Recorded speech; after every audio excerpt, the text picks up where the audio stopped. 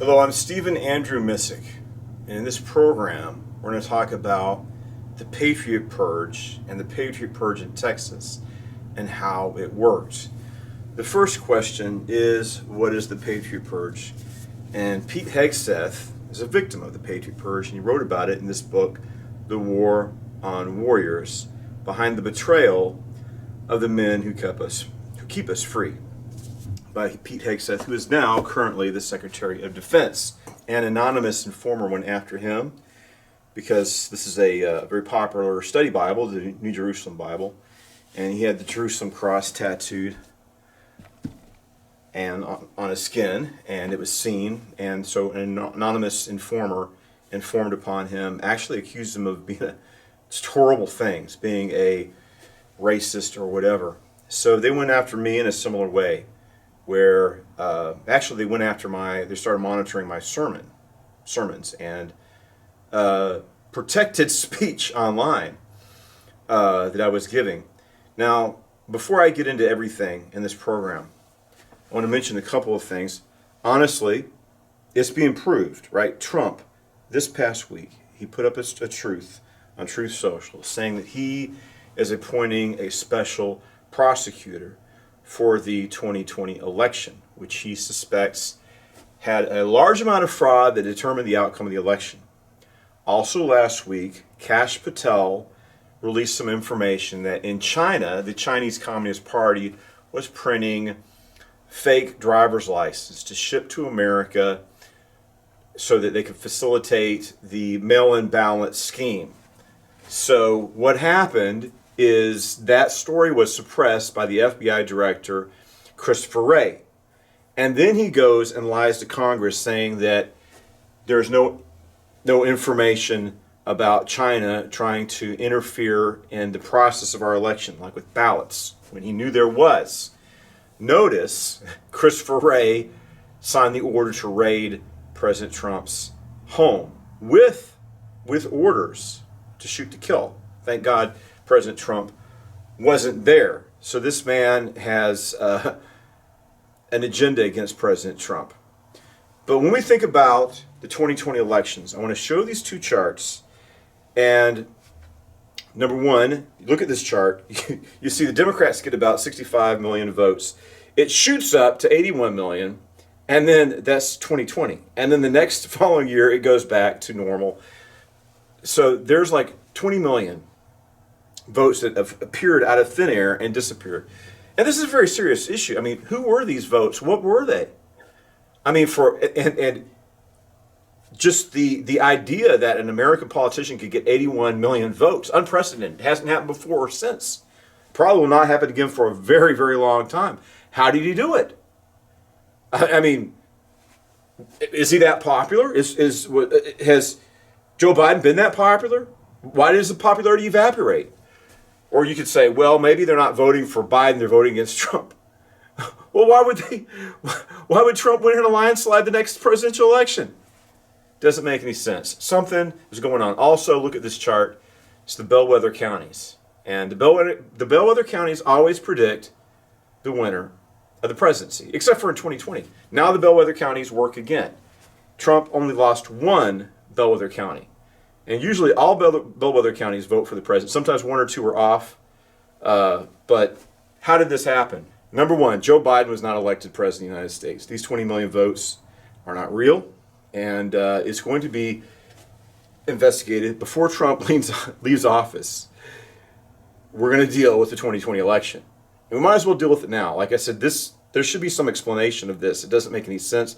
This is important for historical reasons, sociological reasons, many, many, many reasons. And we have to find out what happened in the 2020 election. Number one, Biden did not win. The second thing is he's totally mentally incapacitated.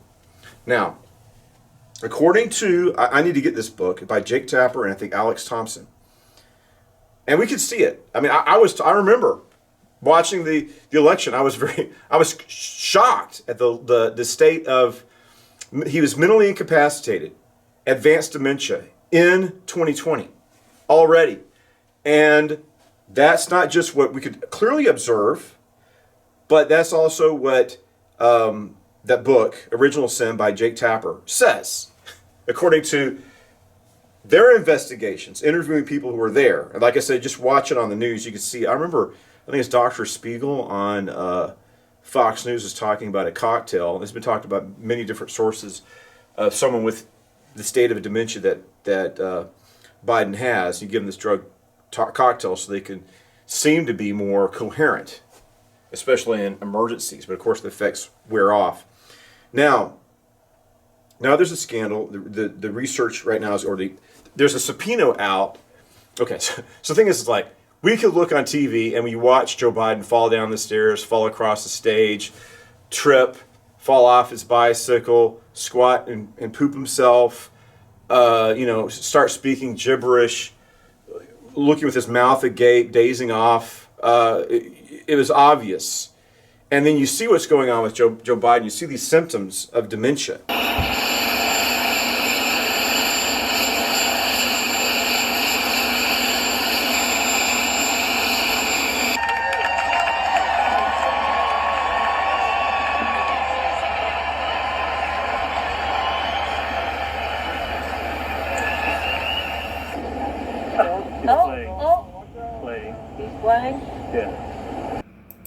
Barack and I think it's a right for people to have bad health care. I'll lead an effective strategy to mobilize true international effort to pressure, true international effort to pressure, true international effort to pressure.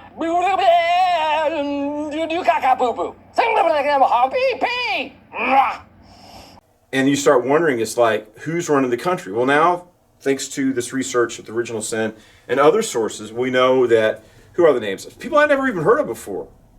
Mike Donnellan and Anthony Bernal. And of course, they say that this junta, the people over the coup, the Politburo, they've been called in the news media, the Politburo. The chairman of the board was Hunter Biden, and his assistant was Jill, and then you had Anthony Bernal, you had Ron Klein. So there's about, it probably varied, but you had about around 10 people who are running the country.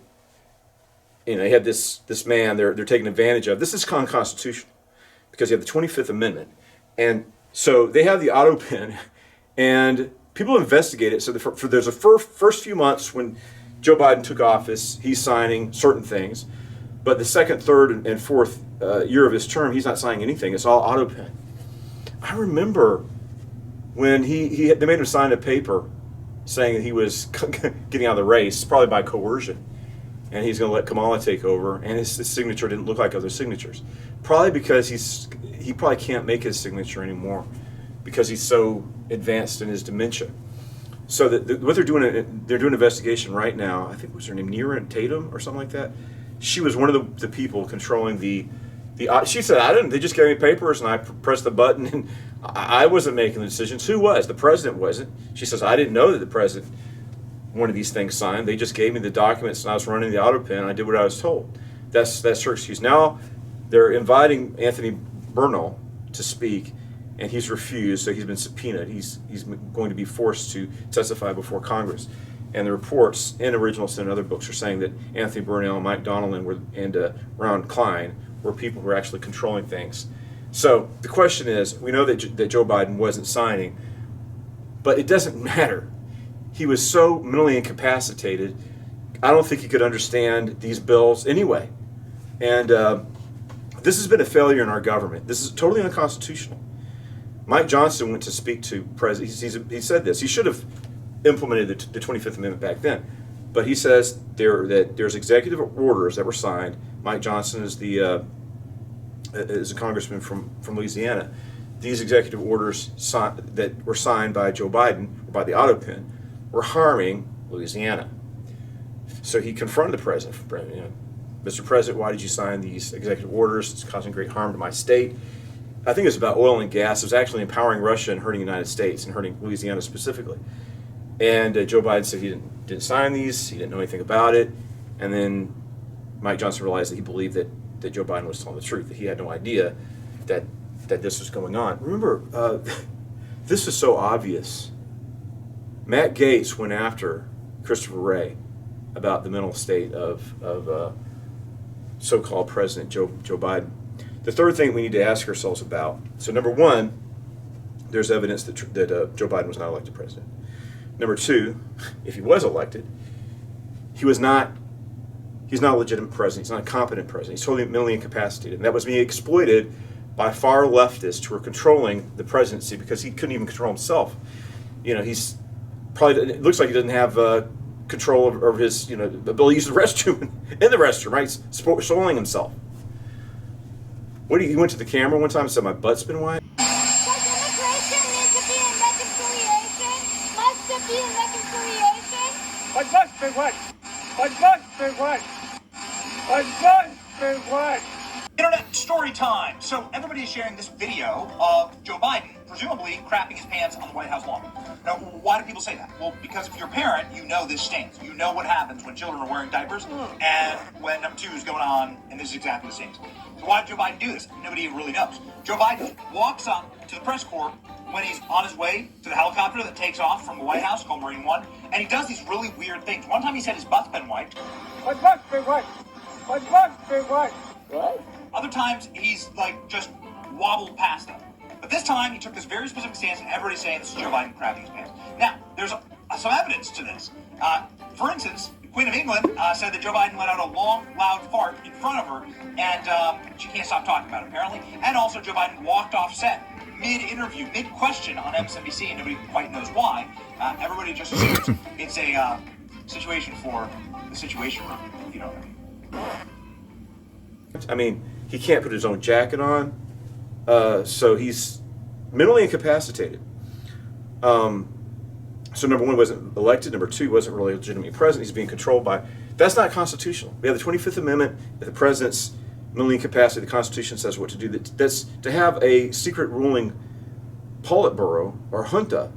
That's not constitutional. And the third thing we need to think about, and we'll see if they do this, but there's some very questionable activities about January 6th. Why did the January 6th committee destroy all the documents? Because they had something to hide. Why wasn't the National Guard authorized to be there? And then Dr. Beatty on Revolver News, and now Kash Patel and Don Bongino are saying that the implication, what Dr. Beatty did is he went through all these charging documents for January 6th, and he's seeing that there's a whole bunch of unindicted co-conspirators. It's like, who are all these people? Well, they're called FBI. They're not agents, they're employees, confidential human resources. And the clear implication is that there was a plan for these people to go. They're agent provocateurs who, like Roy Epps said, I organized the riot. That's what he claimed to do. So there's reasons to believe it's an inside job. And of course, very suspicious activities surrounding the two pipe bombs that were planted at the DNC and RNC. And now we got Kash Patel and Dan Bongino in there. We're expecting answers, but they're not forthcoming. Probably because the corruption is so deep, and I guess they're afraid of how this will damage our country, seeing how corrupt the FBI is. But look at our military. So let's talk about the guilty parties. How the Patriot Purge in Texas worked. Now, the Secretary of Defense now is Pete Hegseth. The Secretary of Defense before him was a very highly partisan left-winger called Lloyd Austin. And this person is so political and extreme that he had no business serving as Secretary of Defense because he's so just it's all about Democrat politics. He's the woke general, and he wokeified, if that's what you want to call it, our military. But one of the first things he did is using January 6th as a pretense. He had a MAGA Republican Party conservative traditionalist stand down. And to him, if you support President Trump, or if you're a Republican or you're a traditionalist, you're an extremist. So he called this an extremist stand down. This was an outrage. I mean, the implication is very clear. They can try to word things however they want, but I think everybody understands what's going on, is that they're targeting Trump supporters in the military, and they forced every military service member would have to sit down and be told that, if you support Donald Trump, like Pete Hegseth did, that you're an extremist, and we don't want extremists in our military. It's disgusting. They might have had some trying to cover themselves, but it's obvious. It's obvious what the what extremism? Well, January 6th. What was January 6th about? Trump supporters, MAGA. And I'll never forget, very disturbing, I believe Joe Biden should be impeached for this. It's like, whenever he's cognizant or coherent, he says that, horrible things. Like, he gave this speech in Liberty Hall, and it's dark and red lights, and he was shouting. It was the Darth Sidious speech. So this is the environment that we've had, hostility towards, when you're president of the United States, our country's divided, we're all Americans. You can't, it's immoral to do that. Unless you're directly attacked by the Democrats, you have to understand that they're half the country, right? So Republic, I don't think you can't demonize half the country as president of the United States. And that's what Joe Biden did, calling ultra MAGA extremist. He should have been impeached for it. He wasn't voted for by the people, except for these so-called 20 million votes. So what I'm saying is that yes, it's true. They went after me because I believe, I support President Trump. I believe that President Trump won the 2020 election. And I think you have a moral obligation. Look what we've suffered the past 4 years. It's horrendous. I don't know if our country it's going to take a long time for our country to recover from the devastation these people wrought on us. Ron Klein, Anthony Bernal, and was it Mike Donnellan, these other people that, nobody voted for these people. I didn't even know who they were. They have no right to do this. This is subverting our Constitution. This is a coup, and I hope to God, I pray that these people pay a heavy price. And they haven't. They go after people like me. And we needed to use constitutional means to resist the damage that they inflicted upon us. And we should have had people in governance and in conservative media fighting for us, and they didn't.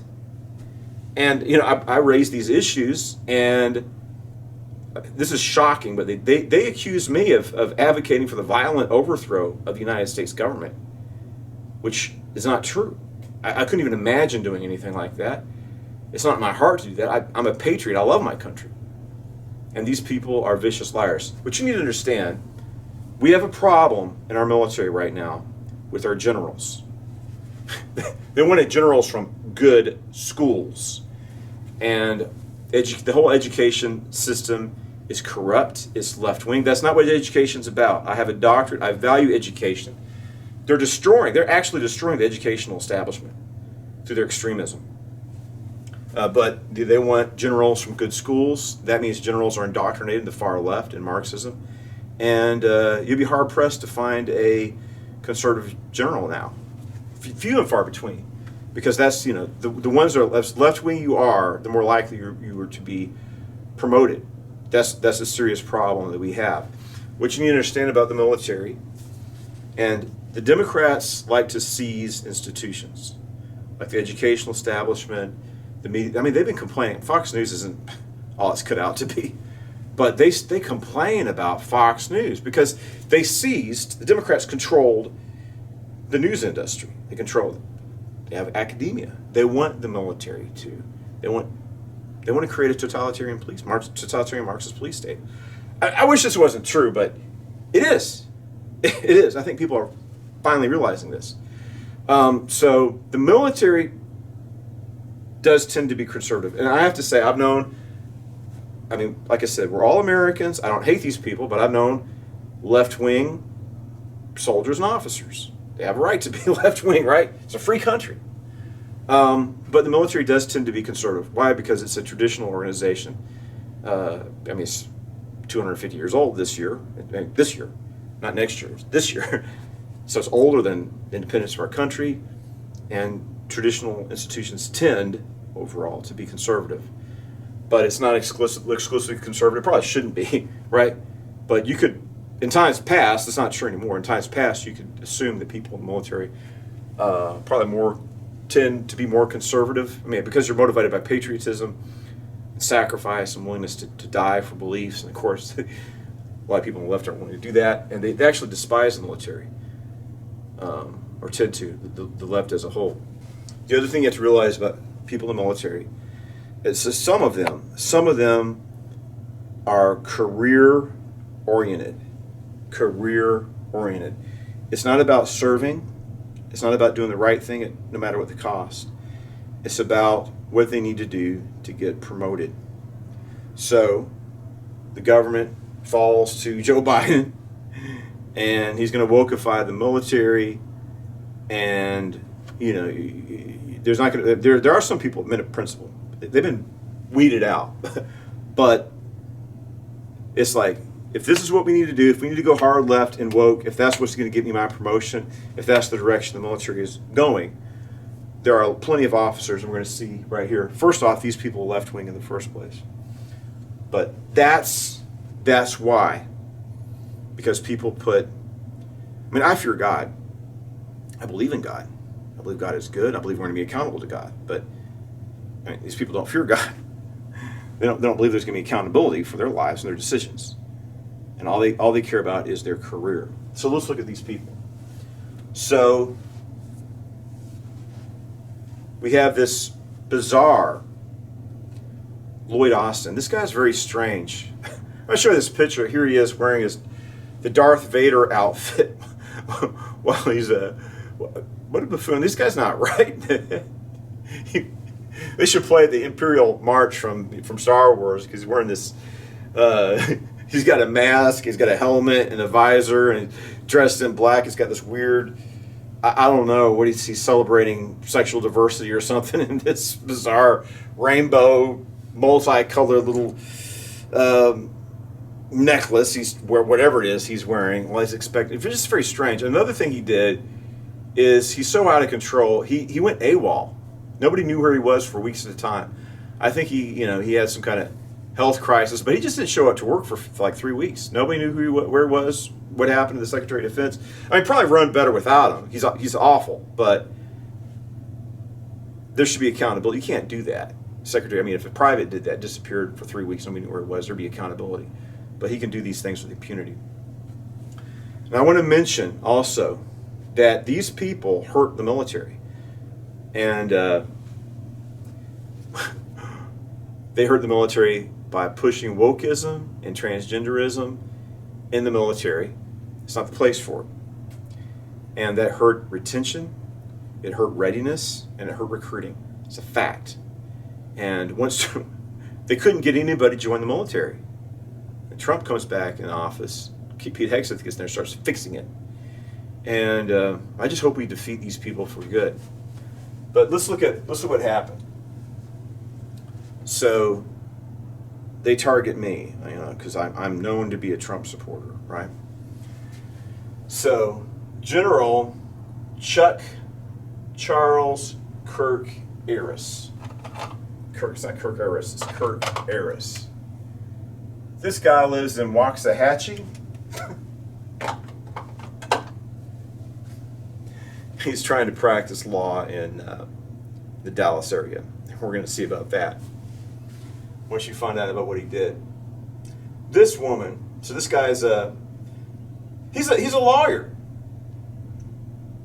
General Chuck Charles Kirk Aris. And he's such a terrible general that Governor Abbott fired him. Let him retire, though, to keep his dignity since he's a general. We have this woman, Lauren Brooke McKinney. And this woman, she's a JAG officer. She's like, and so she runs roughshod. She runs roughshod all over the United States Constitution.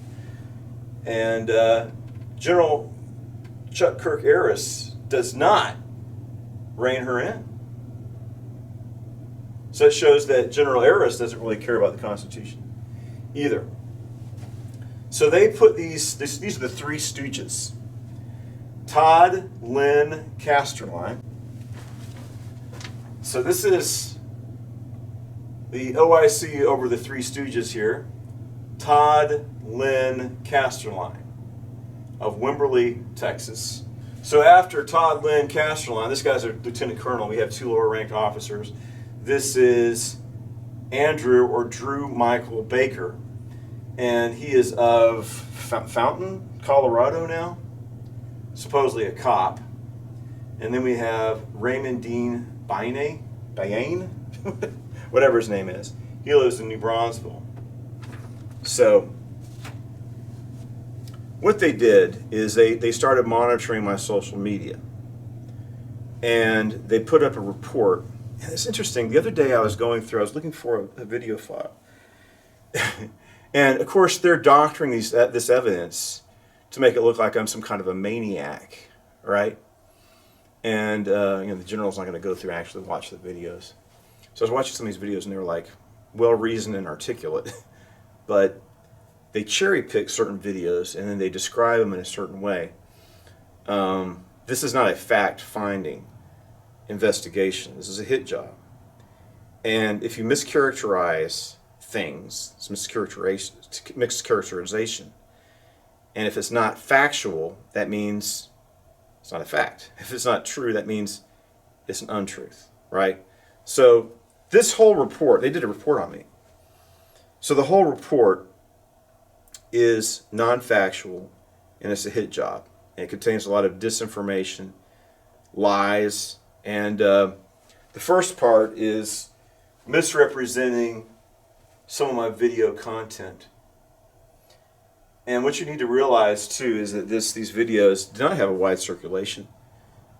My YouTube channel, on my videos, my Bible preachings and things like that, okay, I admit I've built up an audience. Most of my content on my YouTube channel, which they took away, is non-political. It's about travel videos, archaeology, Christian filmmaking, biblical languages, biblical archaeology and things like that, like I was saying, ancient literature. So the YouTube channel was mostly non-political. So, but most of these videos were on Rumble, mostly just for my church, immediate family. That's all it is. It just didn't have a lot of exposure. So, I mean, for them to say that I, went viral or something like that, these are videos just meant for family, friends, and the church that they're spying on my church services. That's unconstitutional. And the fact of the matter, let's just say, oh, you violated military protocol. You came home from drill in the evening, and there's a Saturday night church service, and we don't approve of your sermon. Well, what's going to happen though with these investigations, what Kash Patel, Dan Bongino, and President Trump are doing, and these congressional hearings? I'm being vindicated. So, all that content talking about the election, within a few months, it's not going to be disputed anymore, right? So they use the thing is, they used this report to take adverse action against me, right? So everything, we're within weeks of everything that I said being proven to be factual. Like I said, they're already doing hearings on who had the auto pen. That's unconstitutional. And then if Trump appoints, like he says he's going to do, a special prosecutor, and then what Kash Patel released about China making these, the question is, did they stop that? Probably not. And you have to understand, if they have a whole strategy for doing fake ballots, I think they executed it. And it needs to be investigated. So now we know that the Chinese government they don't want Trump in there because Trump's going to raise tariffs on China and try to bring back manufacturing. They don't want that. They like being outsourced and making all of our products. That's what the report said. They were, according to Kash Patel and the FBI, China was making, there's nothing about it being obstructed or stopped. So we can assume, unless they prove otherwise, that this Chinese plot was carried out. That they probably have backup plans too. So we know now for a fact that China was working to manufacture fake ballots for the election in 2020. So this is all coming out. So Trump's not going to leave office without addressing the 2020 election fraud. And I don't think there's any doubt what the conclusion is going to be. If you think Trump lost the election, if you actually think that Biden you're either a fool or you're stupid. There's no way in hell that Joe Biden won the 2020 election. I mean, those 20 million votes, where they come from? Where they go? They're fake. They evaporated. Why? I mean, if they're real votes, there should be all kinds of... How come there's not attention on those votes, right? I mean, if those are real votes, how did Biden get them? How do we get those votes in the future? Nobody's asking those questions because it's known. It's just assumed that those are not real. They might say that they were. I mean, they need an explanation for it. No, there's no... The explanation is those were not real votes. So the 2020 election is stolen. I'm going to be vindicated. So they investigate me for being right, for telling the truth, and then adverse action is taken. That's not going to fly, right? So you have two parts of this sham investigation. Number one, Chapel Missick. Let me tell you what this general did. This is true. There are multiple videos of Joe Biden inappropriately touching, fondling, and groping children, especially little girls. And it's gotten even more bizarre. He's like nibbling, he's taking a baby's foot, he's like eating. He's done it multiple times, trying to it's got to terrify the kid, the mother. I mean, for him to put a baby's arm or foot in his mouth and start biting and chewing and nibbling on kids. Don't hurt kids. Don't touch kids. It's not right. Look, it's a free country.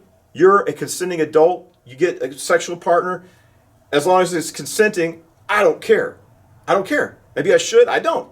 Two consensual adults can just knock themselves out, do what they want to do. But you need to keep your hands off of the children. And so it's true that I saw these videos of Joe Biden inappropriately touching. There's multiple videos. And you'd think that once he became president, he'd be prevented from doing that. But he did it throughout his presidency. He even made a joke about it. Little boy, can I sniff and fondle on you? To me, it's not funny. I think it's disgusting. It's disgusting.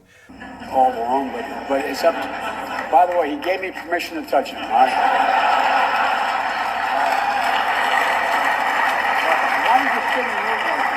But General Aris, he thinks that kind of behavior is okay.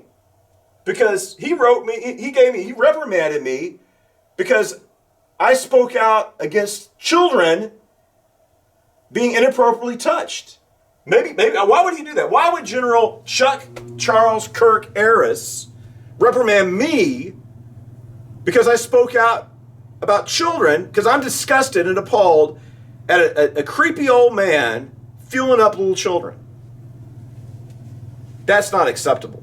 That's not acceptable. This guy's got a problem.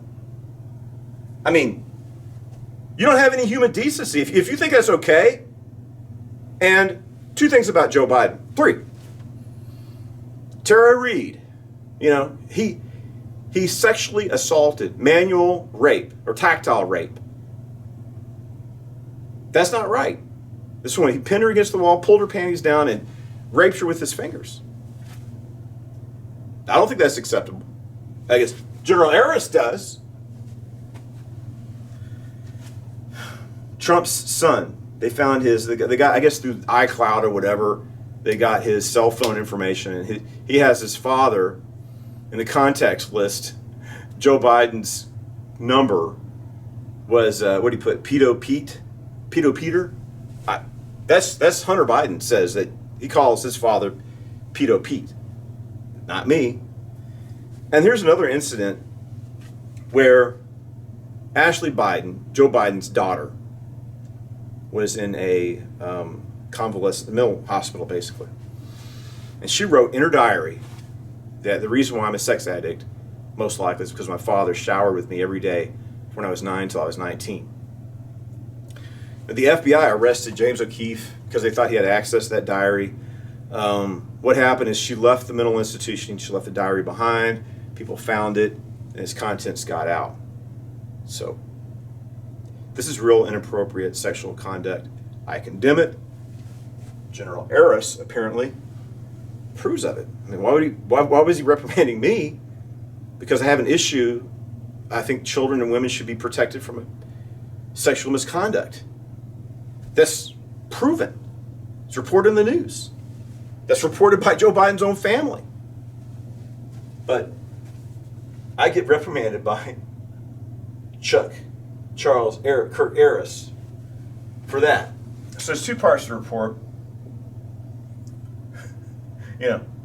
Part one is, Chaplain Missick posted these videos. Rather innocuous videos, really, and videos of factual nature. And, I gave I wrote a little paper on the, this is absurd. I was quoting from the Declaration of Independence.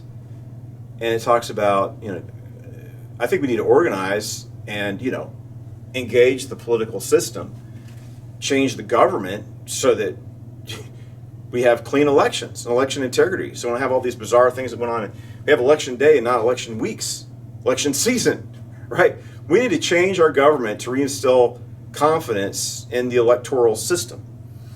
And that's what I said. And there's certain things. I just quoting the Declaration of Independence, I put in some things that are going on now, things that Joe Biden did that disturb me. I mean, things are publicly acknowledged to be factual in nature. And it's, you're threatening to violently overthrow the government because of because you're quoting from the Declaration of Independence. It's like, it's just that they would make these accusations. It's hard to comprehend, and they think I'm like some kind of a maniac, like I'm some kind of short-fused, violent. That's how they're trying to present me, and it's just, look at this video. People saying I'm insane. I think you should be, the general public could look at people and ascertain that, if just watch my videos. I don't advocate for violence. I'm against extremism. I believe that God loves the world. That means he loves everybody. Jews, Gentiles, black, white. In fact, I've traveled the world. I've been to Africa because I love Africa and Africans. I've been to India because I love Indian culture. I'd like to go to China. Been all across the Middle East, and I love all mankind, and I'm very interested in cultures and civilizations, and totally against racism. I'm not an extremist. I'm a mainstream conservative Republican. I'm a Trump supporter, and I'm not. It's not like I believe Trump is Jesus Christ or the Savior. He's a flawed human being. I don't agree with everything he does. He's been pretty good. Amazed. I'm amazed how good a political leader and President Trump has been. I'm kind of surprised because it's like, look at this. I thought he was like a little bit of a blowhard when The Apprentice and all these things. I didn't have any hostility towards him. The art of the deal. You kind of grow up with Donald Trump. But then I looked at his policies and he's a great president. He's a fantastic president. He's not a perfect person. I love and support Donald Trump.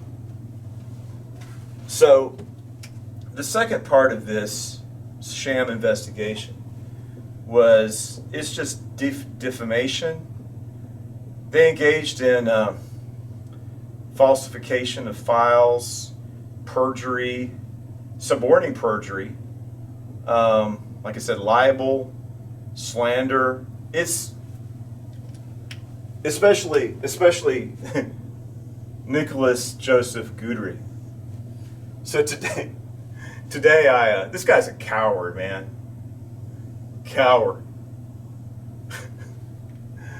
So it's time to fight back. I'm fighting back. So today I confronted Andrew Michael Baker. Drew Baker. Hey, Andrew Baker. It's Stephen Missick. Oh, hi, Stephen. I said, you know what, Drew Baker? You are guilty of treason, sedition, and you're a traitor. And you're a traitorous piece of crap. So let you know right now. Throw the first volley out there. He just hangs up. So I call him back. Goes to voicemail. And it's like, if you think you're going to get away with what you did to me, you got another thing coming. This man, in uniform, called for violence, on active duty, in uniform, called for violence against Trump supporters. Said that, that Air Force veteran, Ashley Babbitt deserved to be killed. Expressed hatred for President Trump.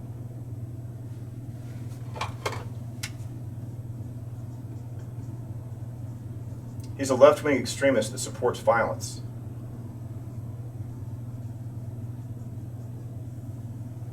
We're going to get to Ronald Wynn Burkett. So I also, Nicholas Joseph Goudray is, I've known him for years. He hates Republicans. He's very, very political. More political than, I never heard him not talk about politics. He hates Republicans. He loves the Democrat Party. He loves everything the Democrat Party represents. So I confronted him today and I said, because it's malicious. So you lied about me. I didn't lie. I said, you lied about me because you don't like Trump. You don't like Trump, and so you're trying to hurt me, for political purpose. I'm not. I told him I'm going to go to court. Oh, you're going to take me to court. At least he's not a gutless coward like Andrew Michael Baker. But he's not going to win at court because he lied, demonstratively lied. And anybody looks at what he wrote, it's malicious. And I never did anything to him. Adversely, I should have, because he's a piss poor soldier. But I don't know. I have a desire to be kind to everybody. Unless they're trying to harm me, and then you have to fight back. And then you have this impetus. It's like Jesus said, "Forgive and bless your enemies." I want to do that, but you can't. That's my heart. Love and goodwill towards people, but you have to defend yourself. So it's just a lot of things they wrote about. It's like I'm gonna have to expose it one by one, but it's just not true. And this is the worst one. Nicholas Goudray says, "I don't care about soldiers. I just sit around." He has to, I told him this or that. Who does he think he is? He's a staff sergeant telling me what to do. He thinks he's so, he's incompetent, and anyway. Doesn't do his job. You need him. Just give up on him, because you're not going to find him. When it's time for something to be done, and then, like I said, I should have taken administrative action against him, but I didn't, because I just want to be kind to people. And then how do I get repaid? He's attacking me because I'm a Trump supporter. He thinks he can get away with this. He thinks he can do, I'm going to go after Trump supporters with impunity.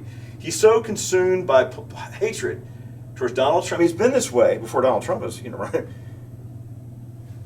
We came back from the field one day, and Goudray this has been years ago, Romney versus Obama. And he captive audience of soldiers. You don't vote for that racist Romney. You got to vote for Obama. Make sure you vote. You got to vote for Obama.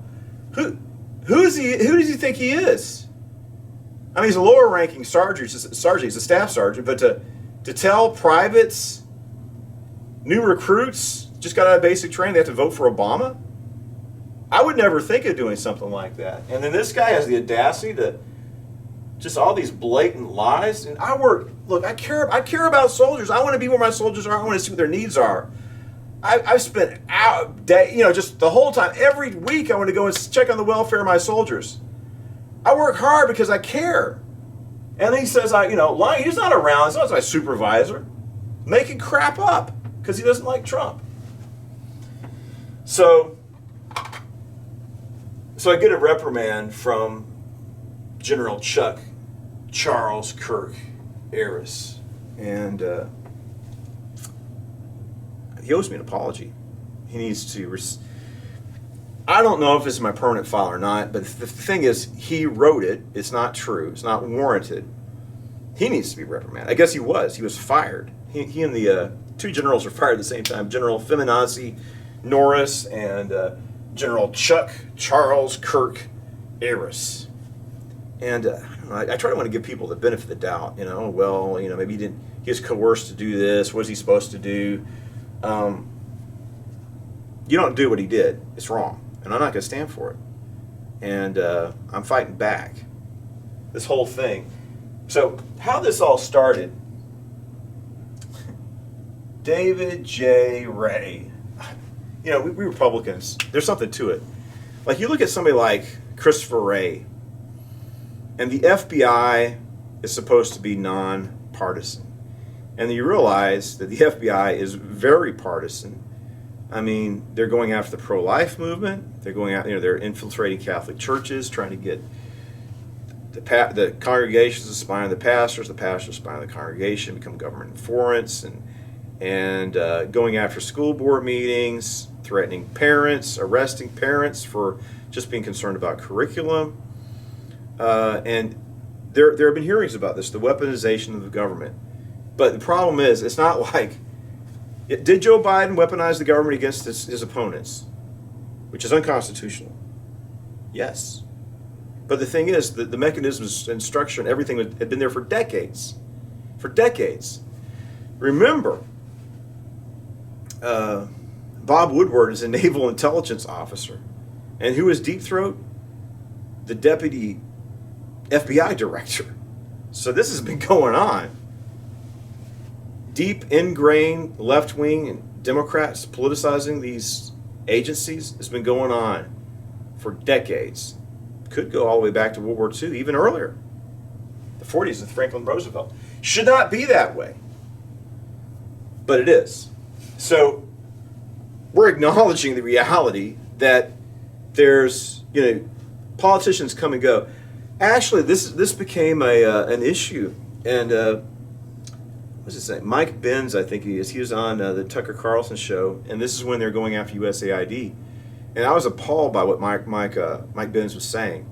He was kind of defending. It's like, we might just have to scrap USAID. Oh, no. It has a valid function, he was saying. And he was saying it's like, different parties come and go, and the world needs continuity. And that's what we have to have. No, we have to have something that's the same. No matter who's in power, there's still the deep state doing what they want to do. That's not acceptable. Because continuity is a United States Constitution. That's the supreme law of the land. And we cannot have people circumventing the democratic process, or, we're going to be socialist Marxist, and that's the way the government's going to be, like it or not, because we're the deep state, we're more sophisticated and better than you, and that's the way it's going to be. That's not tolerable. It's not tolerable. So, David J. Ray, look, my Rumble, actually, I was just putting up those videos for my uncle for the most part. Maybe immediate church. I had an audience on YouTube. I didn't have an audience on Rumble. My uncle was like living all by himself. I was concerned about him. He likes these, it's kind of, screw these people. Coming after, because of my family, my church, my religious beliefs. That's what Chuck, Charles, Kirk, Aris is persecuting me for my sincerely held religious beliefs, monitoring my sermons, taking adverse actions against me for my religious beliefs, discriminating against violating my constitutional rights. So, nobody's watching those videos. The only people that watched them multiply were Andrew, Michael Baker, and Raymond D. Probably multiple times. So, David J. Ray lives in the vicinity of Fort Lee, Virginia. They changed the name of it. They're changing it back. So, some woke name, but the name is going back to what it used to be. So, David Ray, if you looked at looked at his resume, he's got a picture of Barack Hussein Obama and General Petraeus. So this guy's extremely partisan. And he is a left-wing, you look at the media, the liberal media, that's what he's done his whole life. He's a reporter. He's a left-wing journalist. And, that's a good profession, too, if it wasn't so corrupt and politicized. But we know what the media is, and he's one of these media left-wing creatures. So he's a far-left liberal, and he's very, very political. And he's always worked in the government, either in the government bureaucracy, or he's a naval reservist. Somehow, this jerk he's Navy captain, and that's an 05. That's the equivalent of Army lieutenant colonel. So what this guy does is working within the deep state and left-wing agencies, he's spying on military service members and reporting them. And he's like, I'm just a concerned citizen. I'm David J. Ray. I'm a naval officer. I'm Captain. Oh, to give himself credibility, right? As he's engaging in political activism. I'm David J. Ray, and I saw this video. Said that Joe Biden didn't win the election. I care so much. Just like this guy reported. They need to investigate the guy that reported Pete Hegseth. And administrative action should be taken against him. Administrative action should be taken against David J. Ray. I mean, using his rank, going around harassing people, spying on people, this deep state creature. That's what he did. So, I don't think we know exactly. I tried to find out who was it that informed him Pete Hegseth. This is the same thing. So this guy's informed me. He's spying on my sermons. Oh, Chaplain Missick preached a sermon I didn't like. I'm gonna tell on Chaplain Missick. They should have told this guy to screw off, David J. Ray. You know, screw off, you blowhard. Get out of here, you jackass. But no. The commander made a bad call. And so they implement this. This is the Patriot Purge. And the thing is, you have to realize they were after scalps. They're after scalps. And this left-wing extremist who politicized the military, General Lloyd Austin, Secretary of Defense, he wanted scalps. I think they found that in the end, we found 200 extremists. Probably I'm listed as an extremist. After all, they falsely are claiming me of being a... I mean, it's ridiculous. Trying to claim that I'm trying to overthrow... It's just so absurd. Overthrow the government with violent means. I mean, they shouldn't be able to say that. It's not true, right? That's libel. And I've got this documented. He was threatening and scaring people and telling them to write things about me that are not true. Suborning perjury. Andrew Michael Baker, suborning perjury. Advocating violence against Republicans and Trump supporters and suborning perjury and lying about me. Libel, defamation of character. And the second part, I'm not really... The first part is like, I'll be vindicated, exonerated very, very soon. The second part, I'm not really scared about that because it's all not true. And here's the issue. When this was going on, a friend of mine recommended I get a lawyer. So I talked to this lawyer, and it's like, I looked at this report and I said, look, this is full of falsehoods and errors and falsifications, libel, slander. So this thing's not true. Don't fight it, son.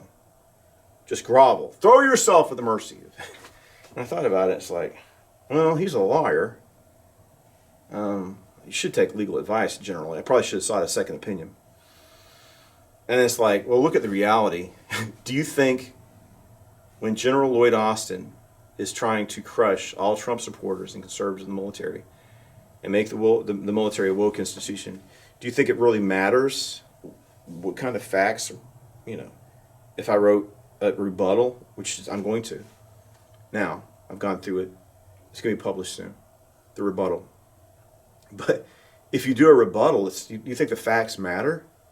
What matters is General Lloyd Austin, he's weaponizing the military against his political, conservatives, traditionalists, Trump supporters in the military. He wants them out. He wants to take punitive action against them. He's the Secretary of Defense. That's what Joe Biden's handlers want.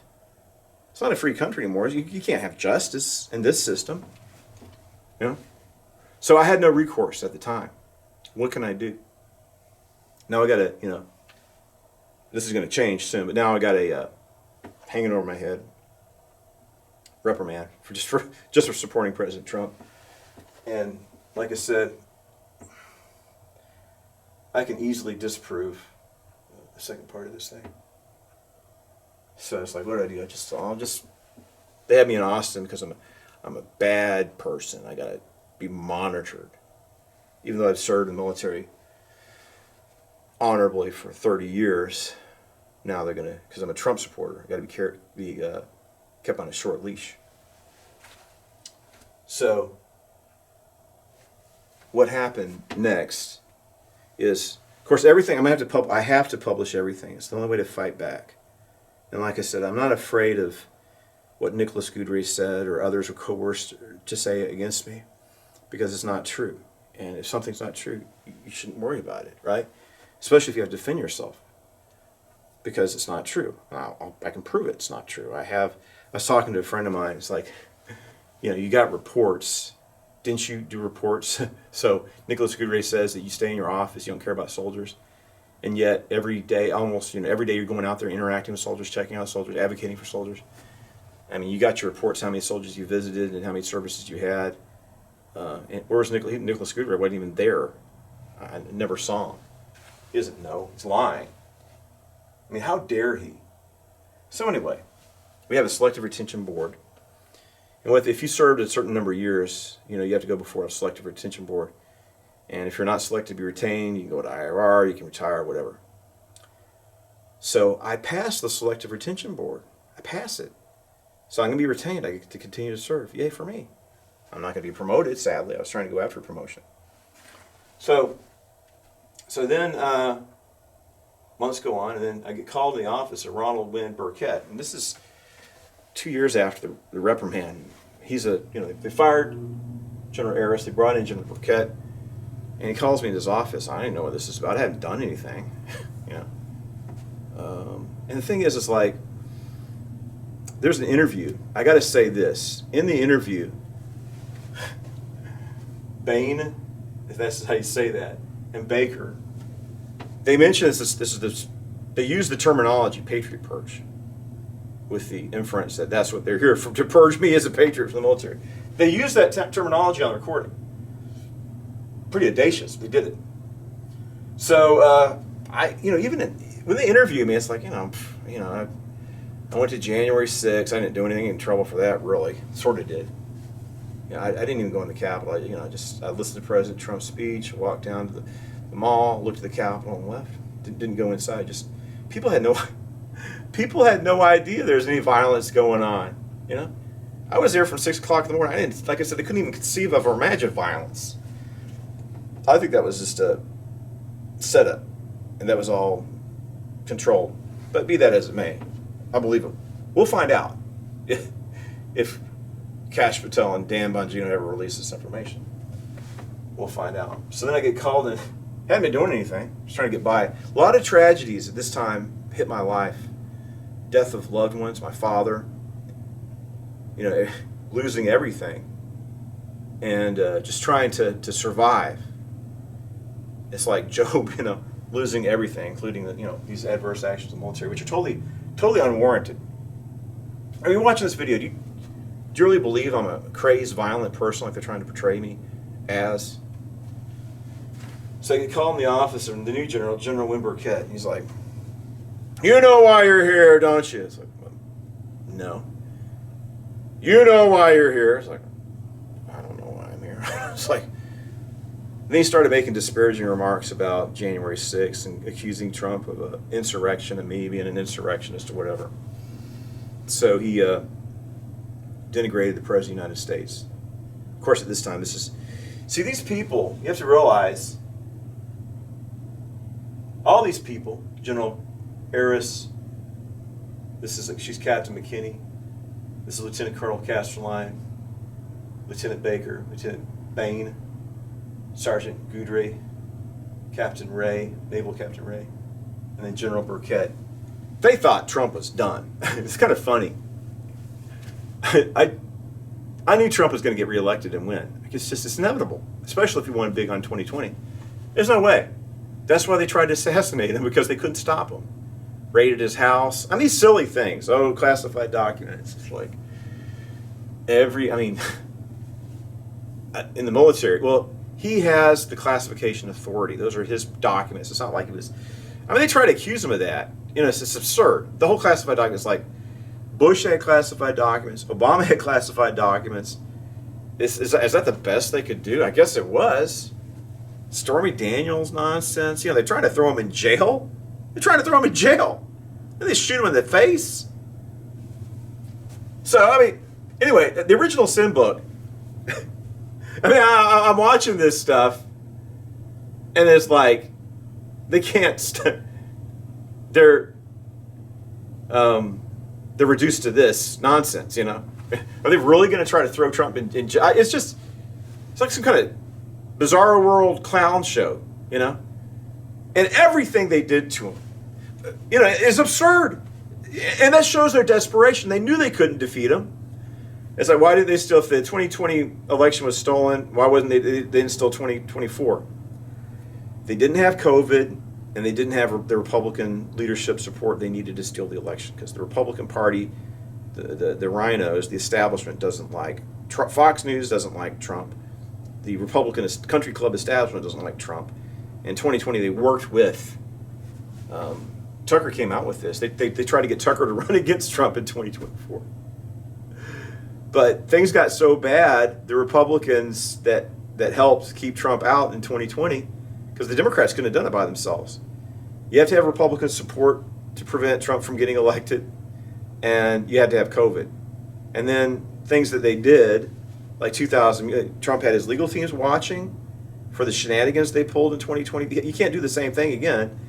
And then what are the things they have in their arsenal? It's limited. So they weren't able to pull it off. But at the time,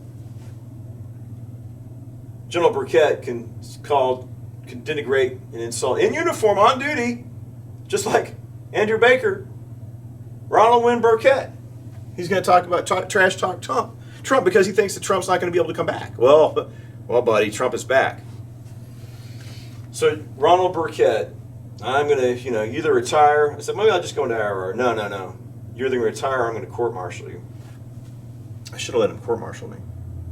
I should fight back because it's bogus nonsense. But I wasn't really in a position to fight back until now. And now I am fighting back. I'm going to hold these people accountable. There are some other names. I'm going to go through the report. Anybody that's involved with this. There's some people, like the people who are bullied and suborned perjury from, kind of feel sorry for them. But another thing they did is, while they're carrying out an investigation, they're actually harassing me, they're threatening acquaintances, and they're, on the pretense of an investigation, they're maligning and defaming me and scaring my friends. Right? They're frightening people. That's the agenda. So this is not a legitimate.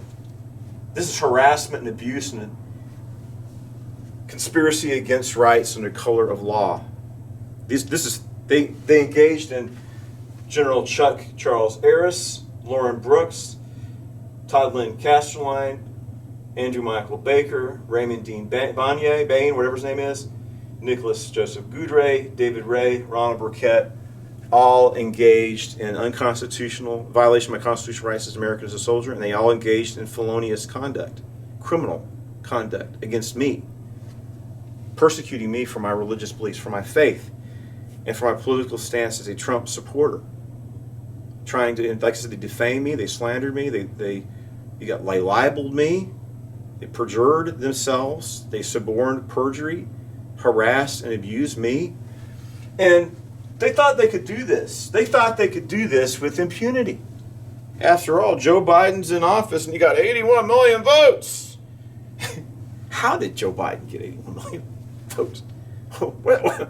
Why did his support evaporate so quickly? What is it about him? Look at his career. It's a ridiculous person, and I think he should be criminally prosecuted. I used to feel sorry for him, You watch him bend down and crap himself or on camera. I think he's done it there's reports of him doing it before I finally got caught on film. Falling down on his face, or just, you see him freeze up and he looks scared and confused. And you see an old man suffering, and it's like, my impulse is to feel sorry for him. But then he gives this Darth Sidious attack on Ultra MAGA, or Mega Mag, whatever, or he gives a speech about supporting gender surgical care for children, which is appalling. It's being illegalized. You shouldn't.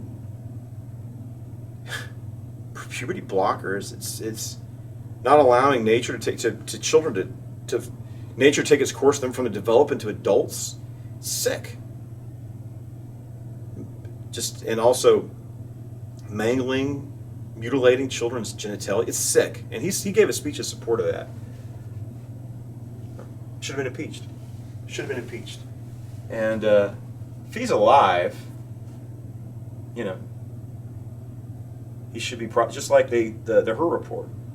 Yes, he committed criminal acts, but he's mentally incompetent. It's like, okay, you're saying this guy's mentally incompetent. Why is he in the office of president as mentally incompetent? Who's controlling things? Now we know. Anthony Burnell, Hunter Biden, Jill Biden, Mike Donnellan, Ron Klein, a few others. So,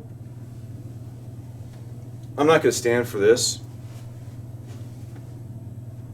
I'm going to do my rebuttal. I have friends in Dallas. I wonder if I can make a few contacts and work to make sure that General Aris doesn't practice law in the greater Dallas area anymore.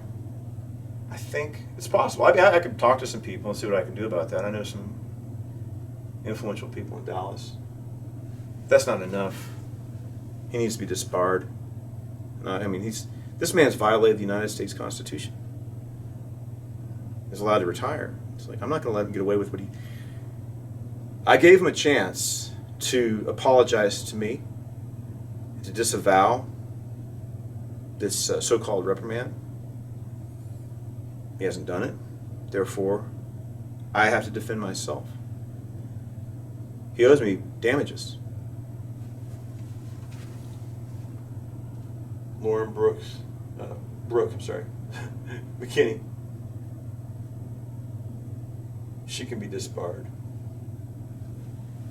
These three men committed felonious criminal acts. So did Nicholas Goodry, really. He doesn't have a leg to stand on, really. I mean, it's pretty obvious what he did. I'd just be a man about it, you know. Say, just tell the truth, you know. I mean, just look at what he wrote. Like I said, number one, it's not true. Number two, it's obviously malicious. I never did anything to him. Now, I told him, it's like,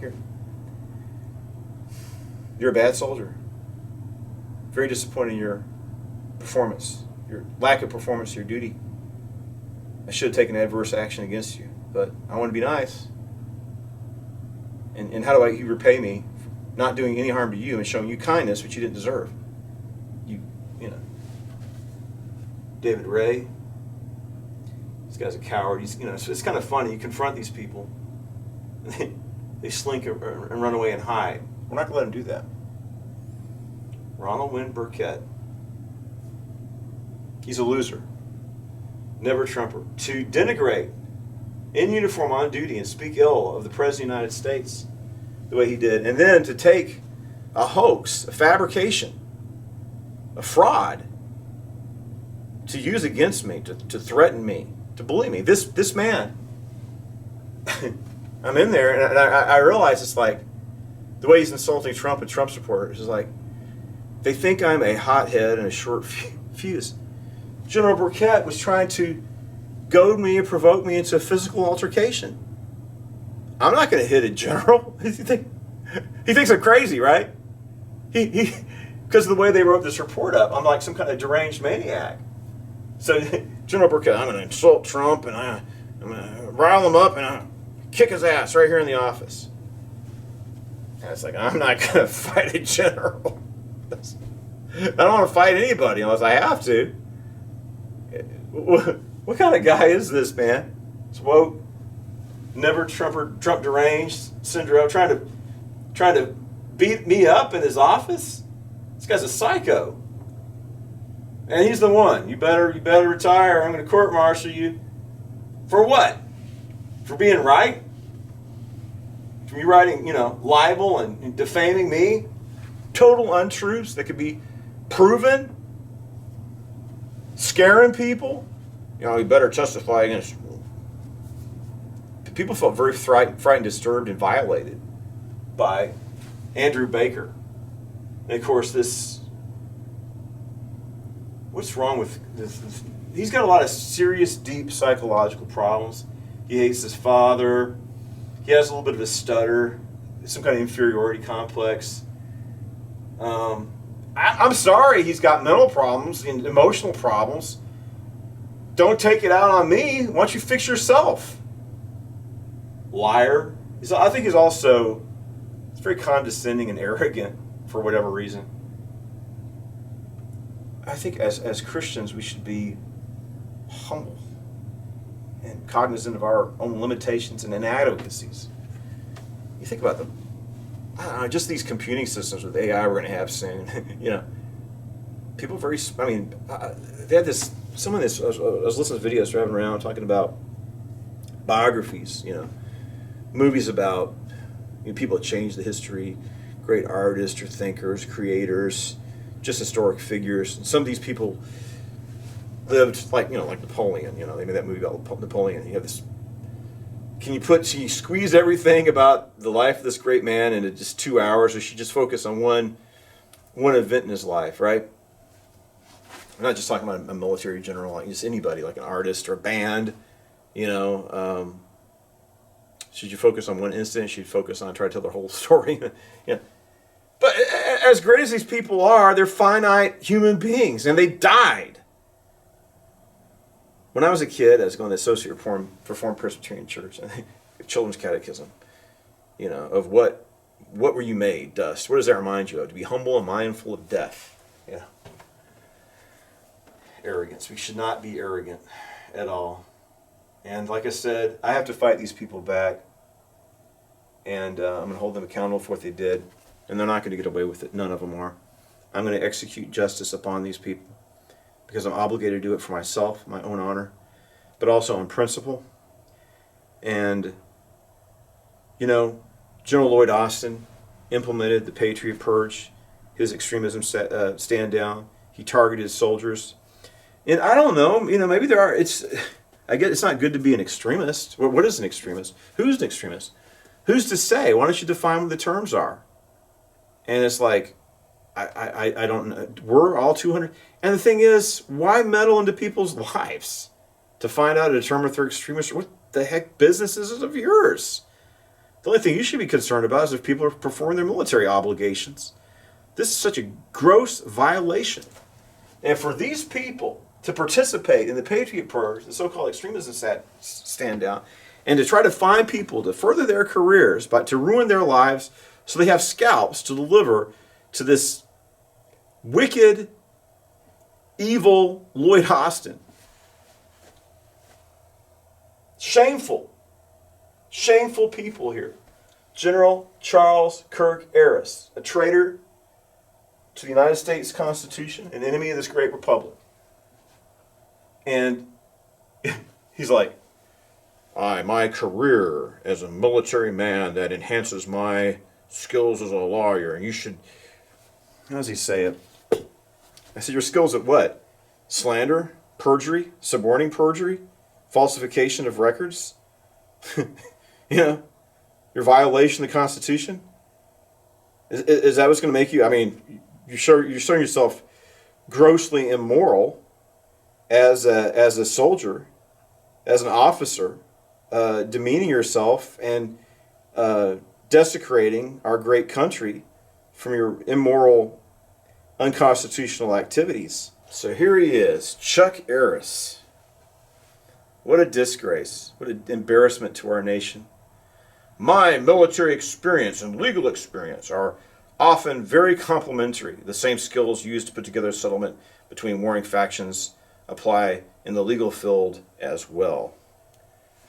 Skills at violating the Constitution, discriminating against people before their religious beliefs, being dishonest, and, like I said, falsifying, fabricating documents, executing injustice, lying. He's corrupt. I wouldn't hire a lawyer like that, somebody so unethical. He needs to be exposed, and he will be. Lauren Brooks McKinney. Sorry, Brooke. I was thinking S, but it's an E. Todd Lynn Casterline. Andrew Michael Baker. Drew Baker, that's what he calls himself. Raymond Dean Bain. Nicholas Joseph Goodry. David Ray. Ronald Ben, our loser, Burkett. I saw a few other names. I'm going to put out. And anybody, like I said, anybody that's involved in this, because it's like I said, this is bigger than me, right? What these people did, is attack on our military service members, our warriors, right? An attack on our Bill of Rights, an attack on our Constitution, on our attack on the law. Does this guy think that, oh, I'm a general, I can do whatever the hell I want and be unaccountable, I can break the law? I don't think it works that way, buddy. You can't engage in illegal conduct, in criminal conduct, and say, oh, well, I'm a general, I can do whatever the hell I want. I can violate the law, I can lie and slander and libel people and mischaracterize things and defame people. Got to please General Austin after all. Maybe I can get another star, but nope, fired as he deserved to be. All these people, enemies of our armed forces, enemies of our soldiers, our warriors, enemies of our Constitution, and I got to hold these people accountable. I'm morally obligated to hold these people accountable for their attacks against our military forces, our military service members, and our constitutional system. They swore to protect the Constitution, defend it, and they violated it. And they, I'll close with this. You think about, I remember as a kid, you watch The Sound of Music, right? And you see the Von Trapp family, and you see what happens. It's like, Austria seems to be a nice country, and then all of a sudden the National Socialist Party takes over, and the whole atmosphere changes. It's frightening. They're obviously overtly evil, and you have good people who compromise themselves because this is the government in power. And you think it's like, would you do that? Would you, are you going to maintain your integrity and pay the price in a regime like that? Would you go on to get along? Would you compromise? Would you participate with the National Socialist Party, and for security, for your career, just to make things easier for you, to avoid trouble? It's like, would I in that atmosphere that the Von Trapps found themselves, would I compromise my integrity and give in to that system, or would I oppose it? A lot of people think, I would oppose that, but these people. Here's the problem. It's bad enough to, when you have corruption and evil, I can understand not wanting to take a stand, but to target those people who don't want to violate their integrity or sacrifice their honor, who want to maintain truthfulness and fidelity, true faith and allegiance to the United States Constitution, whatever the cost. Whatever the cost. I will not betray the United States Constitution. These people did. And if they want to betray the Constitution and just go along and pretend that what's happening isn't happening, that's on them. The problem I have is going after and persecuting people who refuse to compromise their integrity and their devotion to the Constitution. To punish those who do bear. So they don't bear true faith and allegiance to the United States. These people are enemies of the Constitution. To go after me. I'm not going to sacrifice. I took it seriously. I believe in the Constitution. I guess they don't. They don't believe in it.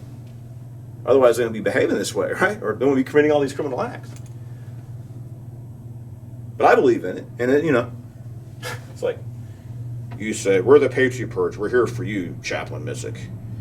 You said that when they come for you, like we are right now, this is on the audio recording. Paraphrasing a little bit, but not much. You said you didn't care. That's right, I don't care. Yeah, I believe in the United States Constitution. I believe in Jesus Christ, my Lord and Savior. I believe in the Bible. I stand upon my beliefs as a Christian. I stand on the United States Constitution. I believe in free, fair, and clean elections. And I want a government that's accountable to we the people. And I'm not going to, allow my constitutional rights to be violated. And I have a problem with them stealing an election overtly like that. Yes, I do. because we have a constitutional system and it's violated. You don't violate the Constitution. It's sacrosanct to me, not to them. So if I have to suffer for my beliefs as an evangelical Christian, a Bible-believing Christian, in Jesus Christ, like they went after me for my sermon content, illegally monitoring my sermons, it's none of their damn business what I preach when I get back from drill. To hell with them. It's a violation of the Constitution. How dare they? Oh, well, you violated this, that, the other. What I did and what I said is being confirmed to be true very soon. And all you're going to have is your slander and libel, which is easily disprovable. So these guys are in trouble. And they need to be held accountable for what they did. It's disgusting. Like I said, if they want to compromise their morals and their ethics and their values, that's on them. But to punish me because I won't compromise mine, and then to defame and lie and malign me under a sham investigation, there's going to be accountability. They thought, oh, we got Joe Biden in here. We can do whatever the hell we want. Ha, ha, ha, ha. I'm going to get a promotion because I'm going after Trump supporters in the military. Woo! Get another star on my uniform, my collar, another star. There's a God, and what you need to realize, sometimes we have to wait for justice in the life to come, but not all the time. Sometimes God sees to it and executes judgment in this world, and these people are going to face God's justice, and I'm going to be, as much as possible, the instrument of God's wrath and destruction through legal means, and others within the law on all of them, to hold them accountable for betraying the Constitution of the United States and betraying our military service members. It's time to hold these people accountable for their felonious and criminal conduct. I need to make a brief comment about January 6th and it being an inside job. So, when you look at the people there, probably 1 million people, I think they don't want to report the actual numbers because it would show that there's an overwhelming support for and the belief that the election was what? What was the rally called? Stop the Steal rally. Like I said, there's no way Joe Biden got 80 million votes. If you believe that, you're a damn liar or you're a fool. So a lot of people across the country felt like the election was stolen. Like I said, I don't understand. Why can't we just have election day? So Trump is way ahead on election day, and they count day after day, week after week, and then finally, once they manage to get a small, they finally change it, and then boom, that's it, we finished the count. Awful. And then the whole, it's insulting people's intelligence, seeing these shenanigans are actually criminal activities going on. So people are upset about it, rightly so. Overt, in your face, voter fraud. So they go to Capitol Hill, right, to protest constitutionally. Constitution has First Amendment, we have the right to peacefully assemble. And I didn't see any violence. I was there all day long. We have the right to petition our government. Why were we there? Because certain congressmen and senators were going to contest the electors, which is something the Democrats always do when they lose an election. If a Republican wins, the Democrats, it's just a part of the procedure. They contest the electors, and then you have testimony. That's what happened. They were not going to allow testimony because it's going to be on C-SPAN. The whole country's going to see it. So they're not going to be able to spin it, right? Or prevent people from, it'd be a matter of public record. So the FBI and other deep state, if that's what you want to call it, they had to at all cost stop the contesting electors, stop the debate, and ram through certification. It had to be done. This is part of the process of stealing the election. Now, when I went there, I was under no illusions that we were going to actually prevent Biden from taking office. That's not the point. The point is we need to have reform. Let's just say everybody's crazy that it really was the most clean and accurate vote in world history. There's the perception that it wasn't. You can't have a functioning democracy when people don't believe that this is just a sham, it's rigged. This is a danger to democracy. The people, the right of the people. You have the right to feel that way if there's reasons to believe it, You have the right to voice your concerns. We have to reform the election system to reinstill integrity and faithfulness into the system. It's got to be addressed. Otherwise, people aren't going to believe in it. The whole system could collapse. People have valid concerns. They're voicing their valid concerns.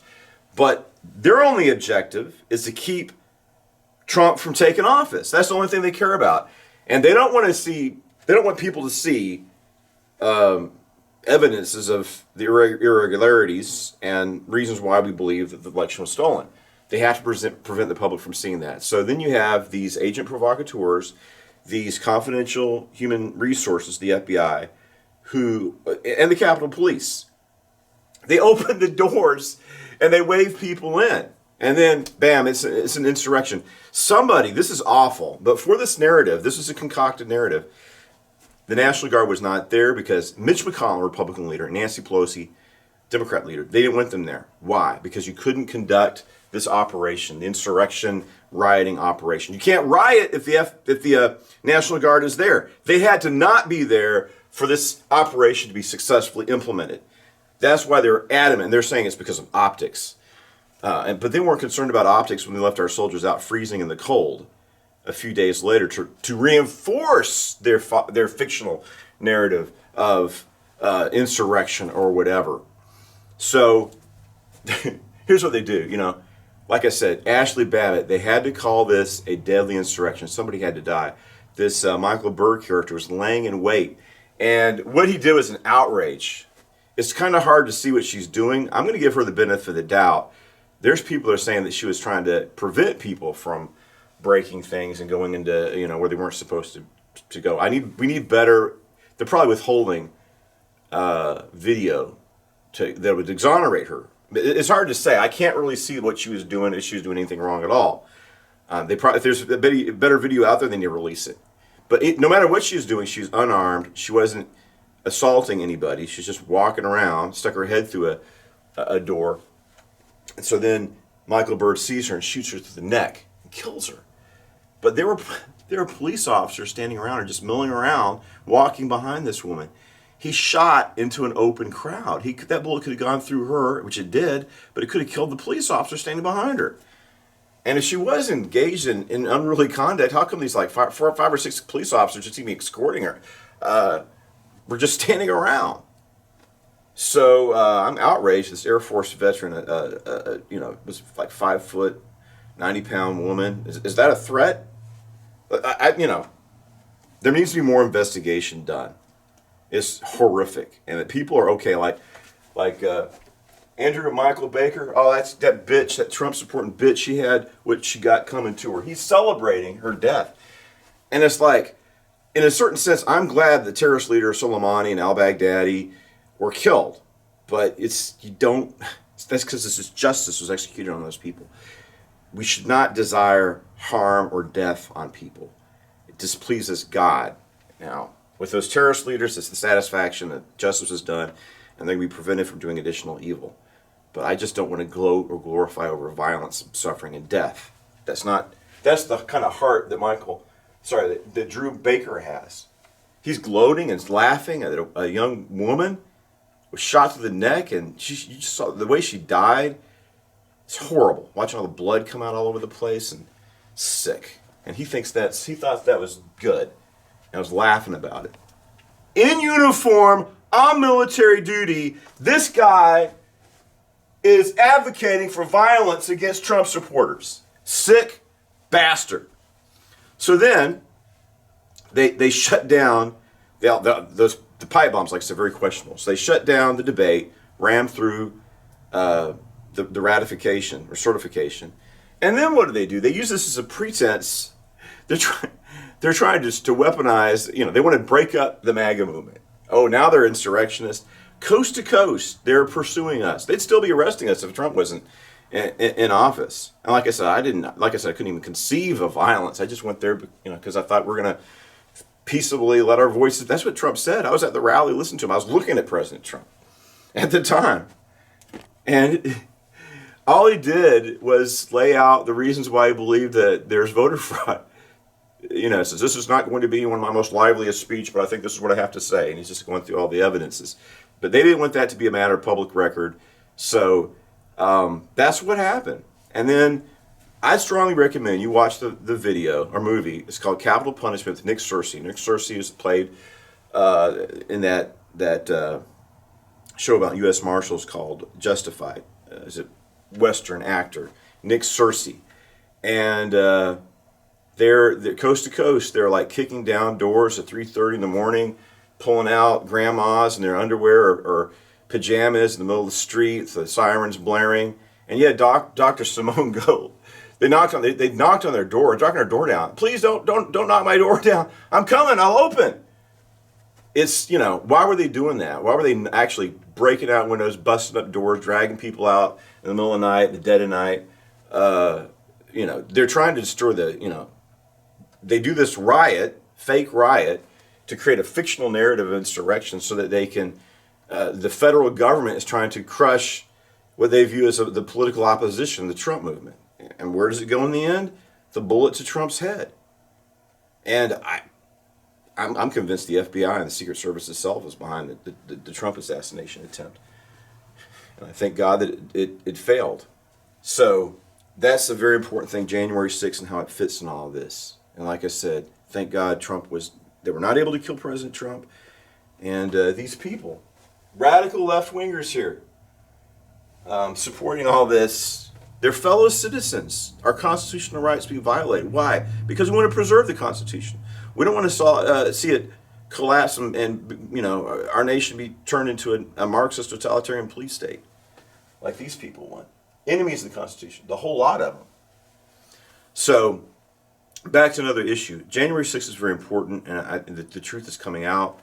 Like I said, Kash Patel and Dan Bongino were talking about, and it's already been shown through the reporting of Dr. Beatty, that the worst rioters are not arrested or charged. People like Roy Epps, who claimed he orchestrated the event. They're all what do they call them? Unindicted co-conspirator. Dozens of them. And we're waiting, Kash Patel and Dan Bongino. You admitted you have this information. It's coming out. It's coming out. The only thing is, I think they're going to try to blame it on the FBI assets and try to say that they just got out of control and our FBI agents didn't do anything wrong. That remains to be seen. I don't see how these confidential human resources could have carried out that kind of operation without the full planning support of the FBI and other federal resources like the Capitol Police. And these people, you got people that are patriotic, love their country. And then what's despicable about this is how the news media reports it. So we go there to support our congressman to contest the electors. Then they do this little riot to stop the debate and ran through certification. But then they spin it like we all know. Oh, they all know that Trump lost, and they're trying to prevent the democratic process. Who was it obstructing official proceedings, right? The official proceedings that they obstructed, the FBI and the federal government, or resources within it, unconstitutionally obstructed, was the contesting the electors, which was a legal process. So that's the people who were obstructing an official proceeding of Congress. And why they did it. They succeeded at it, to shut down. And it's like, I'm kind of shocked they did it. It's like, it's just, we weren't going to be able to stop the steal. We're just going to be able to, I think we're going to do a foundation to call attention to this issue, introduce reforms to stop the steal in the long term, not stop the sham, so-called President Biden from taking office. Like I said, he wasn't even mentally competent. He didn't know what's going on at that time. So let's talk about Todd Lynn Casterline. This guy's a practitioner of the dark arts. I don't care what kind of religious occult activities he's involved in. That's his own affair. But it's bizarre that this guy is basically a warlock or a sorcerer. He's over these two guys, right? And I want to show you how this guy's a damn liar. So it's pretty bold. It's pretty bold to fabricate, and defame, somebody, innocent person, in an official report. Knowingly, I know the guy's a damn liar. I want to show you. I want to give you an example of what he did. So, when this was going on, we had some of our soldiers who were going to a deployment to the Middle East. And, I've been deployed to the Middle East twice. And, I thank God, my first deployment, we all came back home, but some soldiers that we served with, really good person. It just breaks my heart that some of my friends didn't make it back in my first deployment. So I had seen the news. I believe, if I remember, I saw news. I knew about the deployment, of course, and I saw reporting from the Public Affairs Office, the National Guard, and the mainstream media that Texas is sending these soldiers to the Middle East. And so I have a church service that's like, please pray for our soldiers in this deployment. That God would keep them safe, that we didn't lose anybody. Just pray for a divine wall of protection around our Texas National Guard soldiers as they're deployed, that God be with them as they go and bring them back safely. So I'm asking for my church to pray for the safety and well-being of our soldiers as they're deployed, especially a friend of mine. And Castor Lane says that what I was actually doing, I'm an Al-Qaeda spy. I wasn't really asking for divine protection and prayer for our soldiers. What I was trying to do, what I was really doing, was I was feeding intelligence to Al-Qaeda. I'm an Al-Qaeda agent, and I'm trying to get our soldiers killed. That's what this jackass is saying. That I'm trying to engage in, I'm engaging in espionage. It's unfathomable. It's like, what the hell are you talking about? Yes, we know what you did. You're trying to feed intelligence to our enemies. It's like, by asking that Texans pray for Texas soldiers while they're deployed, I'm trying to get our soldiers. Are you kidding me? At the same time, Casterline says, puts the information in that I'm some kind of, I hate all Muslims. I hate all Muslims. Chapel Mystic hates. So why the hell am I? So I'm trying to, help Al-Qaeda by praying for our soldiers that God would keep them safe from Al-Qaeda. At the same time, I'm an anti-Muslim Islamophobe.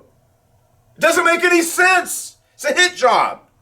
And I find it offensive that he would do that to me. I asked for prayer for our soldiers that God keep them safe, and he's saying I'm betraying them to our enemies. This guy's a sick bastard. Yes, General Aris did that. Can you imagine what kind of filth this guy is? They put that in the report. I'm not making this crap up. I can't believe it. I'm very devoted. I'm very patriotic and devoted to our country. Like I said, it's hard for me to fathom or imagine these horrible things they put in this report. That General Chuck Aris did this to me. Todd Lynn Casterline. Like I said, I don't care that he's in it's Transcendental Meditation, TM. And I've studied meditative techniques. There's some validity in them as long as you, as a Christian, I would go to people who practice meditation, and we have a tradition of these devotional practices. Because if you practice these dark arts outside of being aligned with God, you're open to demonic influence. Or just maybe that's what's going on. That this man goes into an altered state of consciousness and opens himself to demonic, malign influences, is demonically possessed. Why did they choose a sorcerer, a warlock like Todd Lynn Casterline, a known practitioner of the dark arts, to go after me? Of all people. As a Christian chaplain, let's get some kind of warlock to go after him. And like I said, I've understand meditative techniques, but that's the truth. If you're going to practice these arts, you need to be aligned with God, the God of Abraham, Isaac, and Jacob, the one true God. Otherwise, these are pagan, occult practices that can open your soul up to demonic possession. Who is Satan, the father of lies? That's why these people are, actually, somebody's under demonic influence. This is spiritual. Right? Of all people to be put over this, a warlock. And like I said, we have freedom of religion. That's up to him, man. It's free religion. Freedom of religion. We have the First Amendment. Well, you're mischaracterizing. No, it's the occult arts. That's what it is. And like I said, if he wants to do it, that's up to him. It's a free country. I just think it's bizarre that a practitioner of the dark arts is assigned to investigate me as a Christian chaplain. Isn't that kind of strange? And then we have Andrew Michael Baker and Raymond Dean Bain. Is that how you say it? Bain. Yeah, it's an outrage. It's really an outrage they do that. You know, the whole report. I just gave you an example. It's just full of. It's outrageous. It's offensive, and I'm gonna, like I said, I'm gonna have to publish it so people can see. It's shocking that General Aris would allow such an atrocity to occur, and that he acts upon it against me. Lowlifes, and that Castelline. He sends these people out to engage in criminal mischief and actions, and he knows what he looks at. He knows he knows he's lying. There needs to be consequences. These people need to face the penalty for their criminal acts, and I'm going to make sure that they get what's coming to them. I lived in a lot of Middle Eastern countries, and I love the Arab world. I love Arab people. I've been all over the Middle East, but it's true that I am adamantly opposed to radical Islam, and I have no patience for it anymore. It's that the reason why, and it's like, I love that part of the world. I love Arab people. Why am I opposed to radical? Because of ISIS. I mean, they threatened and killed probably people I knew and interacted with when I went over there. I went to all these Christian villages, and then ISIS went in and just committed genocide. So yeah, I'm anti. All of our soldiers have religious freedoms. There's moderate Muslims out there. There's some of the leaders in the Middle East, thank God. There's Muslim extremists. You have moderate Muslims. And I don't hate anybody. I don't hate Muslims. I hate radical Islam vigorously. But I mean, to accuse me of being some kind of, trying to help our enemies, it's shocking. And I do believe in religious freedoms. My obligation as a chaplain to protect the religious freedoms of our soldiers. So even if you have somebody who's practicing sorcery and the dark arts, like Castellan, that's his right to do it. So if that's his religion. Like I said, who am I to judge? I mean, as a giving my opinion as a Christian chaplain, for my doctrinal theological education about what he's doing. But it's a free country. He's free to engage in the dark arts if that's what he wants to do. And TM and all this other stuff he's into, it's his right. And I don't withhold him or besmirch him his right to, practice, if that's the religion he wants to practice, TM. That's fine. But I support religious freedom, and I am opposed to radical Islam, and it's insulting. It's very insulting. It's absurd and ridiculous. And it doesn't make the whole thing doesn't make any sense. Right? He's not praying for our soldiers. He's trying to betray them to their deaths. That's what he's trying to do. And he's an Al-Qaeda sympathizer, but he's an Islamophobe at the same time. And accusing me of being an Islamophobe. There's certain statements that they put in there that I said that I don't know what the hell they're talking about. They accused me of saying that Muslims should not be allowed to serve in a jihadist, right? You're supreme. You should believe in the United States Constitution and freedom, right? If you don't believe, if you're adherent to Al Qaeda or jihadism or whatever, then I don't think an extremist that wants to overthrow the Constitution, the government of the United States, should serve in the military if they believe in radicalism. Of course not. But Muslims have a right to serve. We need moderate Muslims. I thank God for moderate Muslim leaders in the Middle East. I know and understand Islam. I've lived in the Middle East.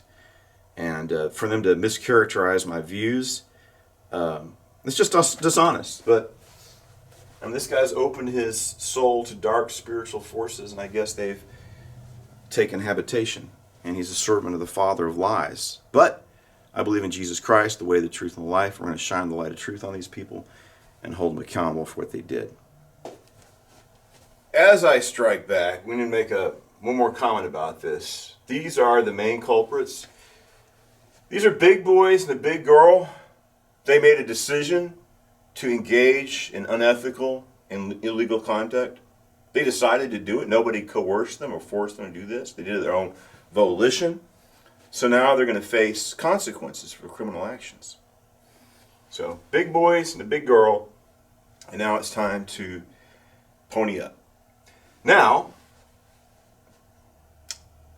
pray for me, because we have to realize that two of these people, Andrew Michael Baker and Ronald Wynn or Loser Burkett, have threatened violence against Trump supporters. And I would go so far to say that Drew Baker is a radical left-wing. He's a he's a violent domestic extremist. Somebody who, in uniform, on duty, called for violence again and the killing of Trump supporters. He really did this. So I called him and confronted him, and most bullies are cowards, and so he's a coward. So he gets all scared and hangs up. And usually, he's a police officer. He's a dirty cop, right? And yeah, we should support law enforcement, but there are dirty cops out there, and dirty cops have a dirty cop network. So soon after I confront him, I think I should take the call I received as a veiled death threat coming from Drew Baker. It's not a coincidence. He's making a death threat against me. It's not surprising. And, my life's in the hands of God. If I live for Christ. If I die, I die unto the Lord. Not worried about that.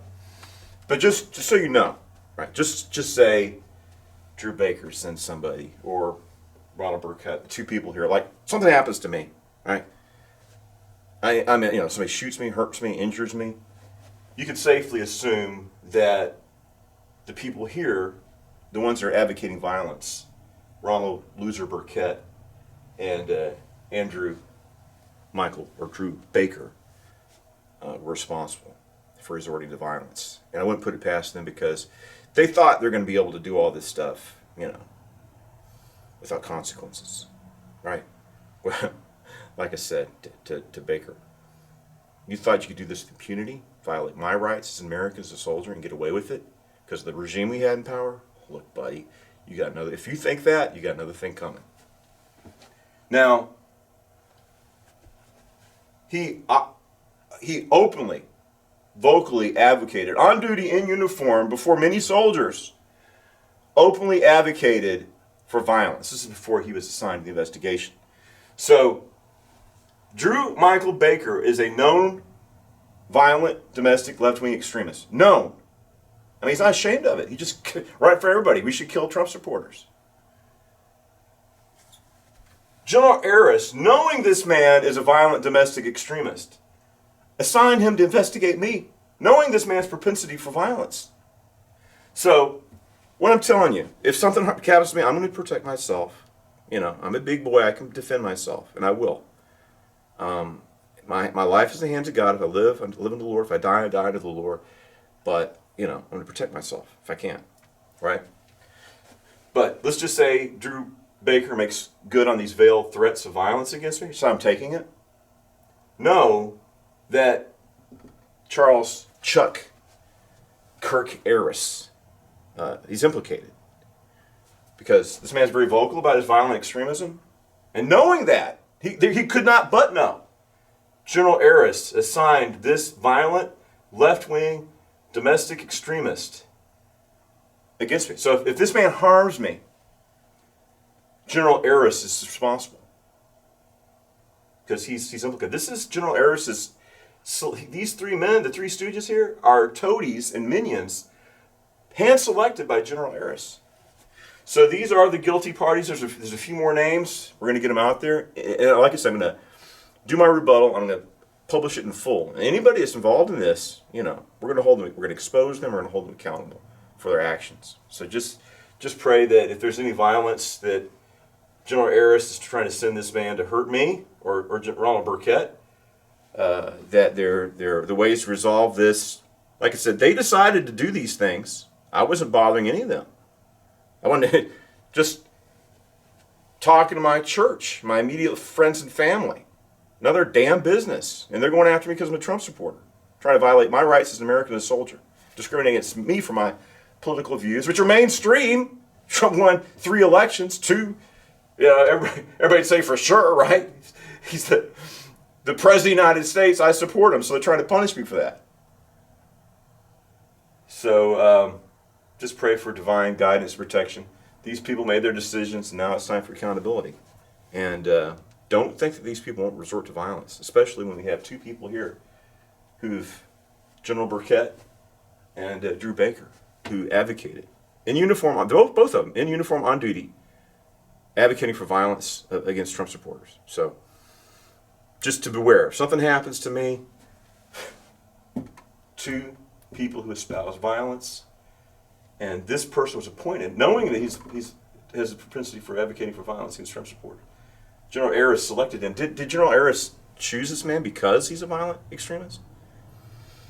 Why did he choose Baker, knowing his extremist views?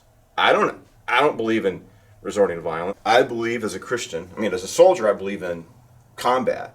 But as a Christian, I believe that we should not resort to violence. We should avoid violence if you can, by all means.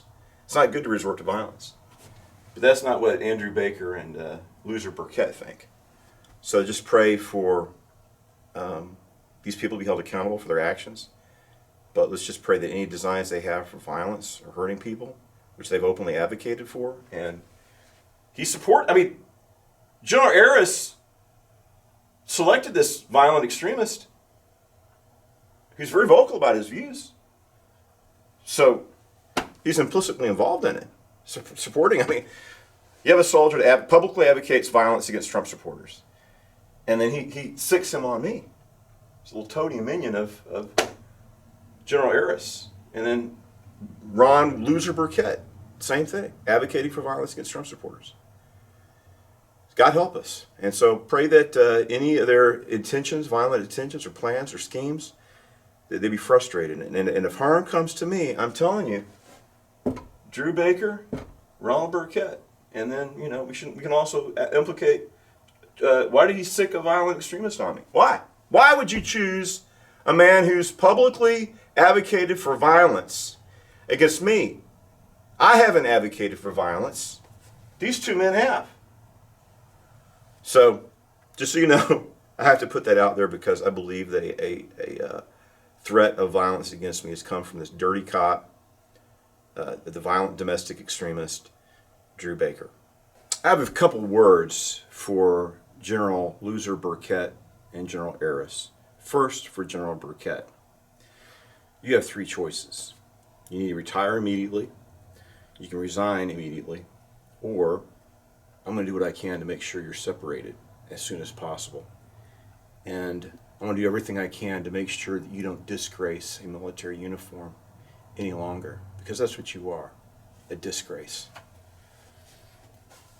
And it's kind of funny, with so-called General Chucky Aris. Well, you need to be prepared to retire from practicing, or in your case, desecrating the law, because your legal career is over. It's over. Once Trump names the prosecutor for the 2020 election, you're finished. Finished. So your actions, I want to mention this, your actions have been a matter of serious concerns. Your actions against the United States Constitution, your hostility towards the Constitution. At all times, an officer is expected to prove himself worthy of trust, honor, and respect that is placed in him by our constitutional system.